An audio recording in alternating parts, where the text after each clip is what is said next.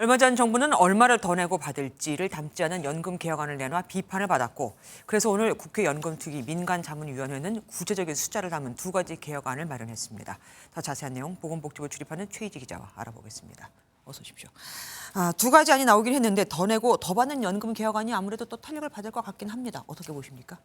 네, 현행 국민연금 제도는 내는 돈인 보험료율은 9%, 받는 돈인 소득 대체율은 2028년까지 40%로 정해져 있습니다. 네.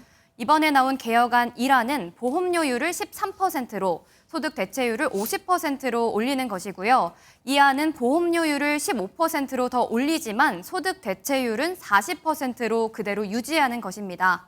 1안은 연금 고갈 시기가 7년 정도 늦춰지고 2안은 16년 늦출 수 있습니다. 그동안 외면했다고 비판받은 받는 돈을 올리는 소득 대체율 인상이 1안이고 재정 안정성에 초점을 맞춘 게 2안인데요. 네. 국민연금 가입자 설문에서도 보험료를 더 내는 데 공감대가 있는 만큼 더 받는 안을 함께 가져가는 게 설득력이 있을 것으로 보입니다. 예, 국회에서는 그동안 구조개혁이 필요하다고 했었는데 어떻게 태도를 바꾼 건가요?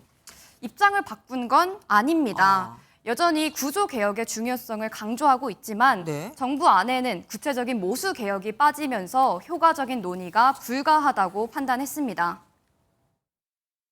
공론화위원회를 하기 위해서는 어느 정도 틀이 잡힌 안건을 주고 의견을 물어야지 백지 상태로 공론화위원회를 운영하기는 여기서 모수개혁은 현재 연금 틀에서 보험료율과 소득 대체율, 연금 수급 개시 연령과 같은 핵심 변수를 조정하는 걸 말합니다.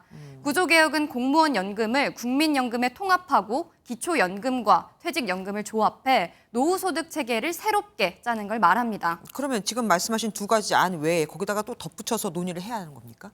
네, 맞습니다. 국회와 정부가 어떤 안을 공론화시킬지는 아직 조금 더 조율이 필요합니다. 특위는 조만간 공론화위원회를 구성할 예정인데요. 이에 당사자인 노사 의견을 수렴하는 자리입니다. 주 위원장이 공론화위원회를 시작하기 전에 정부 차원의 모수 개혁안을 고민하고 가져와 달라고 주문하면서 민간 자문위가 제시한 두 가지 안에 추가로 정부 안이 더해질 가능성도 있습니다. 그래도 정부로서는 부담을 좀 던 셈입니다. 네, 민간 자문위가 이미 숫자를 내놓았기 때문에 구체적인 개혁안을 내놔도 내년 총선에 미칠 부담이 줄었으니 그렇다고 볼 수 있습니다. 네. 일단 오늘 조경 복지부 장관이 정부의 개혁안은 구조개혁이라며 민간 자문위의 의견에 선을 그었기 때문에 예상되는 안은 모수개혁과 함께 구조개혁, 그리고 윤 대통령의 공약대로 기초연금을 40만 원으로 올리는 안까지 함께 나올 것으로 전망됩니다. 예, 정부안이 어떻게 나올지 또 기다려봐야 되는 거군요. 지금까지 뉴스 추적 최희지 기자와 함께했습니다. 고맙습니다. 안녕하세요, 김주하입니다. 공정하고 신속한 MBN 뉴스, 유튜브를 통해서도 만나보실 수 있습니다. 특히 더 많은 뉴스와 라이브를 보고 싶으시다면 오른쪽을 눌러서 구독하시면 됩니다. 어렵지 않죠? 빠르고 정확한 뉴스로 계속 찾아뵙겠습니다. MBN 뉴스를 시청해주신 여러분 고맙습니다.